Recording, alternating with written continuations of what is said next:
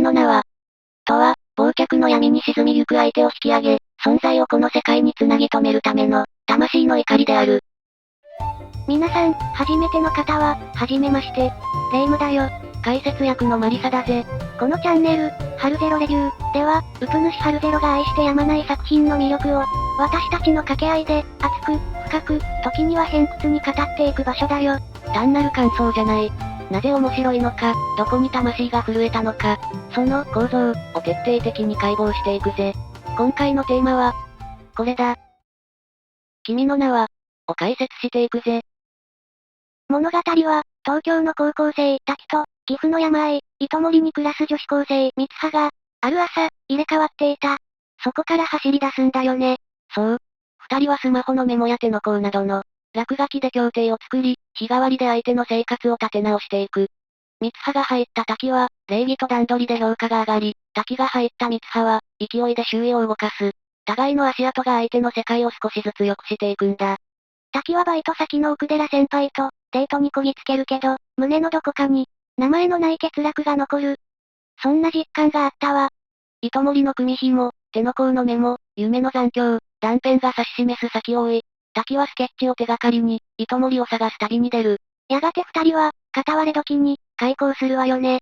時間と場所の境界が、ほどける瞬間だもの。互いの存在を確かめ、名前で結ぼうとする。けれど、その瞬間はすり抜ける。消えかける記憶の輪郭をつかみ直し、滝は糸森の危機の前で行動を選ぶ。仲間と仕掛ける大胆な避難作戦、父への直談判。すべては誰も死なせないために。そして年月が流れ、東京の階段で二人はすれ違う。あなたはと、もう一度問い直すラストへ向かうのよね。始まった瞬間から、映像と音が決まってるって感じるわ。PV を見てるみたいで、一気に掴まれるわよね。その噛み合いの正体から行くぜ。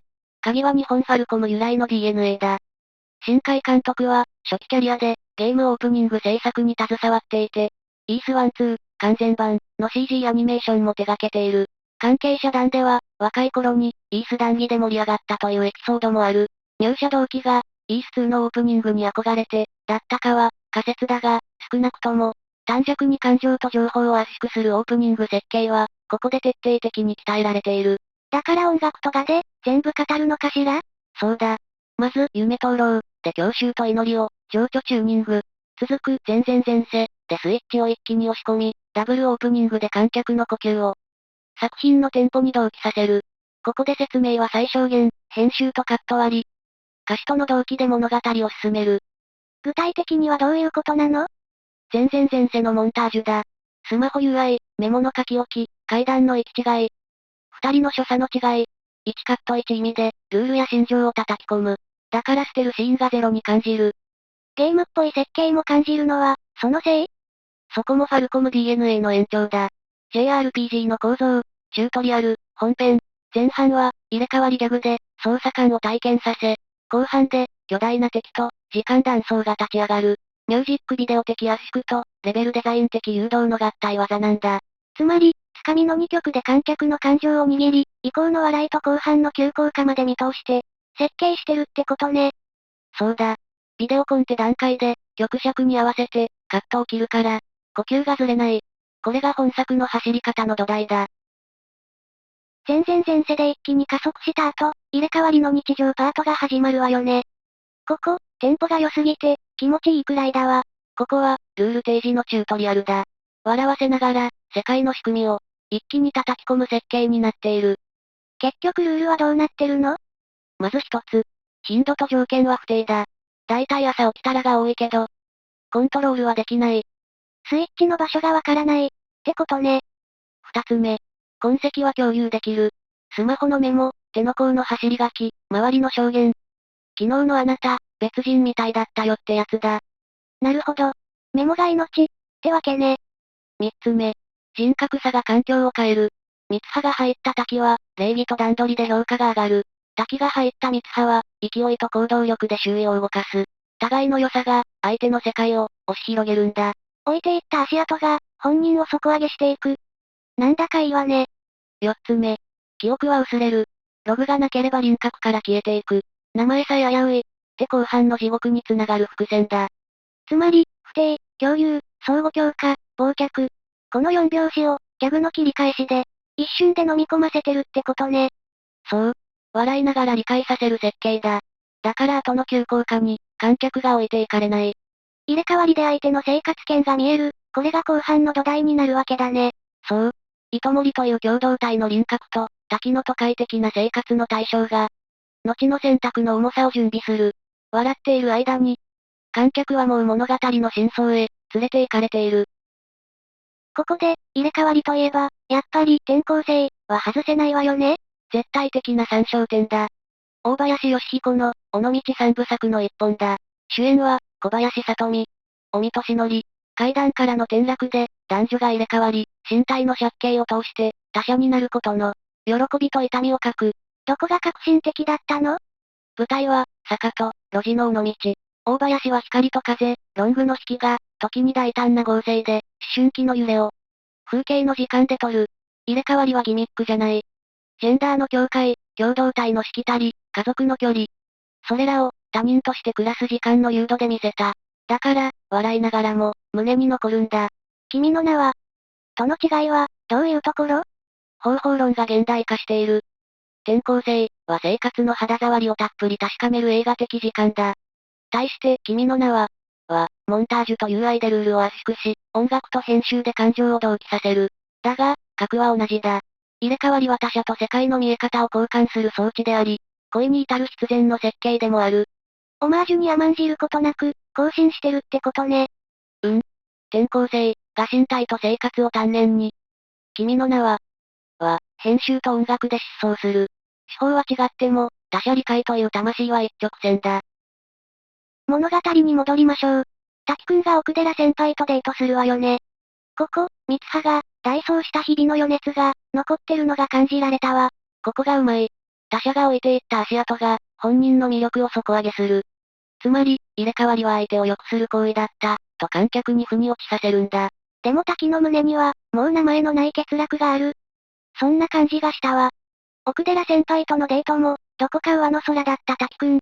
ついに、胸の喪失感に耐えきれなくなって、走り出すのよね。ああ。もはや、記憶の中の風景を頼りに、描いたスケッチだけが彼の地図だ。司と奥寺先輩を半ば強引に巻き込み、彼は糸森を探す旅に出る。でも、行き先なんてわかるはずないじゃない。その通りだ。駅で聞き、バスを乗り継ぎ、道が消えたら歩く。何度も、ここだ、と指が震えるたび、確信は近づくのに、掴んだ感触が砂になる。その繰り返しだぜ。切ないわ。でも、ついに見つけるのよね。ああ。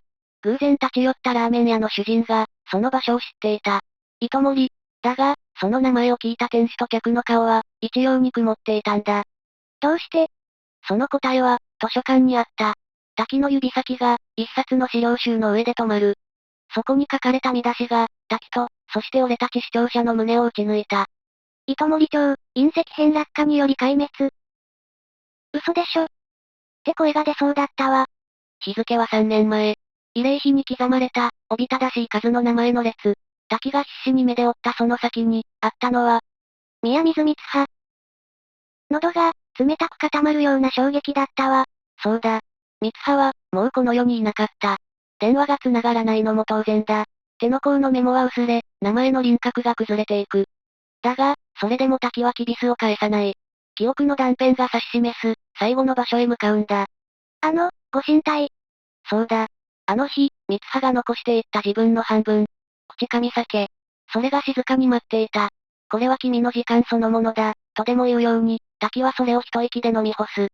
三葉の暮らしが、滝の中に流れ込んでいく。そんな感覚ね。ああ。生と死、過去と現在、夢とうつつが一本の線に重なる。ここで、物語は恋を超えていくんだぜ。もう届かないかもしれない相手に、それでも言葉を送り続ける。この痛みの出発点って、どこにあるのかしら？ 2002年の短編、星の声だ。25分、ほぼ新海誠、一人の制作だ。地球に残る少年と、宇宙へ旅立つ少女。距離が広がるたび、メールは遅延し、思いが年単位で届くようになる。焦点は通信技術じゃない。好きだが、間に合わない残酷さだ。2002年って、どんな空気だったの？アニメ制作がセルからデジタルへ大転換、個人制作の可能性が一気に現実味を帯びた時期だった。少人数でも、物語と感情の核を、直球で打ち出せたんだ。君の名は、とは、どこが響き合うの？声や、文字だけで結ばれる関係と、時間差のすれ違い。そして何より、それでも届かせたいという意志。ここではっきり言う。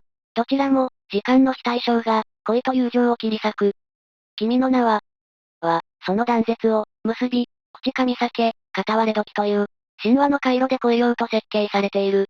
だから手のひらの一言が魂まで刺さるんだ。会いたいのに、時間が許してくれない。で、もう一作、外せないのは何かしら？トップを狙え。だ。1988年から89年の全録は OVA で、監督は庵野秀明。制作はガイナックス。スポコンテンションで、訓練と出撃を重ねるけど、高速近くの戦闘で、相対論的な時間のズレが起きる。出撃の度、彼女だけ若いまま、周囲は先に年を取っていく。積み上がる置いていかれる痛みを、ラストのお帰りなさい、で回収する。再開演出の金字塔だ。当時の時代性は、どうだったの？ OVA 黄金期だ。テレビ枠に縛られず、尖った SF と実験的演出に資金と熱が注がれた時代だった。君の名は、との接点を一言で言うと？ここでも言う。どちらも、時間の非対称が、恋と友情を切り裂く。トップ、は宇宙規模の理科でそれを書き切り。君の名は、日常スケールの神話設計で会える瞬間を作る。同じ痛みを、別の方法で乗り越えに行くんだ。口噛み酒を飲み干した滝くん。三葉ちゃんの誕生、お母さんの死、そして入れ替わりの記憶まで、全部が流れ込んでくる。そんな実感があるわ。そうだ。三葉の人生を追体験した滝は、彼女の体で、あの日の朝に目覚める。残された時間は、あと数時間しかない。テッシーと、サヤチン、二人に作戦を伝えるのよね。ああ。変電所の爆破、街の停電、防災無線のジャック。だが、最後の壁はあまりに高い。町長である三葉の父親は、娘の、必死の訴えを、一周する。そんな。もう時間がないのに。万策尽きたかと思われた、その瞬間だ。幽谷、ご神体の山頂で、片割れ時が訪れる。その時、世界の輪郭が曖昧になり、時間と場所の境界がほどけていく。滝くんと三葉ちゃんが、出会えた。なんて奇跡的な瞬間なの。ああ、互いの時間を生きてきた二人が、初めて同じ場所に立つ奇跡の瞬間だ。滝は預かっていた組紐を、三葉に返す。それは結びの象徴を、本来の持ち主へ返す儀式でもあった。忘れないように、お互いの名前を書こうって。だが、時間は非常だ。滝が三葉の手に、好きだ、と書き終えた瞬間、黄昏は終わり、二人は引き裂かれる。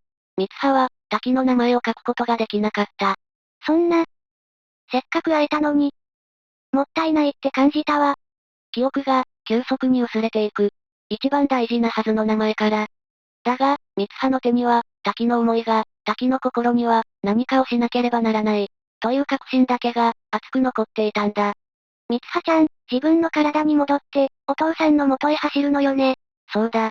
滝が見た未来の記憶が、流れ込んだことで、彼女は全てを理解した。ここから、糸森の運命を変えるための、最後の戦いが始まるんだぜ。ねえマリサ、この片割れ時の奇跡って、なんだか別の映画を思い出すわね。死んでしまった恋人と、一度だけ触れ合える。みたいな、切ない設定の映画。ああ、それは1990年公開のゴースト、ニューヨークの幻、のことだろう。監督は、ジェリー・ザッカー。出演は、パトリック・スウェイジ、デミ・ムーア。ウーピー・ゴールドバーグだぜ。銀行員のサムが、強盗に襲われて命を落とし、幽霊になるが、愛する恋人モリーを守るため、霊媒師オダ・メイの力を借りて現世に留まる物語だ。どこが画期的だったの？脚本家ブルース・ジョエル・ルービンと、コメディを得意とする監督、ジェリー・ザッカー。という異色のコラボレーションが奇跡を生んだ。シリアスなテーマにユーモアを織り交ぜることで、ただの悲劇に終わらない感動的な純愛ラブストーリーになったんだ。君の名は、との接点は、どういうところにあるの？会いたいのに会えない、という切実な思いと、死者の視点から、生者を守る、という構造が共通している。特に、モリーが幽霊のサムの存在を感じ取る瞬間や、最後にサムとモリーが別れの言葉を交わすシーンは、片割れ時の、滝と三葉の開口にも通じる、時間と空間を超えた絆の表現だ。黄昏時が終わって、三葉ちゃんは、自分の時間に戻る。ここから、作戦開始ね。ああ。まずテッシーが動く。変電所を爆破し、街を停電させる。その実行シーンは最小限の描写だが、未来を変えるための最初の歯車が、静かに、だが確実に回り始めた瞬間なんだ。そして、さやちんが防災無線をジャック、避難を呼びかけるのよね。そうだ。その声に呼応するように、住民が動き出す。学校、商店街、家々。サイレント無線の音。街という一つの生命が、生きようと動き出す様を、この映画は一気に見せるんだ。でも、最後の壁が。お父さん。ああ。町長である三葉の父親への、最後の直談判だ。彼の立場としては、即時の避難判断が難しい状況だと示される。それでもこの訴えが、このミッションのクライマックスと言っていい。どんな言葉で、お父さんを説得したのかしら。映画では、説得のシーンは省かれているが、三葉には、三つの弾丸があると、考えられる。一つは、自分が見た壊滅の未来、という事実。二つ目は、母から受け継いだ、宮水の巫女としての責務。そして三つ目は、今、この瞬間に、あなたが救える命がある、という、為政者としての、魂への問いかけだ。お父さん。父として揺れ、町長として決裁する。春巡の末、決断のスイッチが入る。町内全域に、公式の避難勧告が発令されるんだ。やった。やったわ。ああ。だが、安心するのはまだ早い。サイレンが鳴り響き、人々が高台へと向かうその頭上で、空が、赤く、裂けていく。マリサ、この小さな選択が、未来を大きく変えるって話を聞くと、あの映画を思い出すわね。過去を修正しようとして、さらに状況を悪化させちゃうって。その通りだ、レイム。それは2004年の SF サスペンス映画、バタフライエフェクトの、ことだろう。監督は、エリック・ブレスト、J. マッキー・グラバー。出演は、アシュトン・カッチャー、エイミー・スマートだぜ。カオス理論のバタフライ効果をテーマに、主人公エヴァンが過去に戻り、友人の不幸な運命を変えようと奮闘する物語だ。うわぁ、救われないわね。そうだ。2000年代に流行した、時間改変、編集ブームの代表格でな。小さな選択が、巨大な結末を生む、という発想を、ポップなサスペンスとして見事に可視化した作品なんだぜ。じゃあ、君の名は、とはどこが繋がっているの？接点は、レイムが最初に感じた、小さな手順の連鎖が未来を動かす、という設計思想だ。君の名は、における、停電、無線ジャック、町長の決断、住民避難という流れは、まさにこの手法そのものだ。なるほど、じゃあ、違いは？決定的な違いは、その目的だ。バタフライエフェクトは、あくまで個人の幸福を求めた結果、大きな代償を払う物語。それに対して、君の名は、共同体の救済という、より大きな目的のために過去を改変する物語なんだ。ここが、両作品を分かつ、最も重要な分岐点だな。そして、すべてが終わり、年月が流れるのよね。二人はもう、お互いのことなんて、忘れちゃったのかしら。いや、忘れたはずなんだ。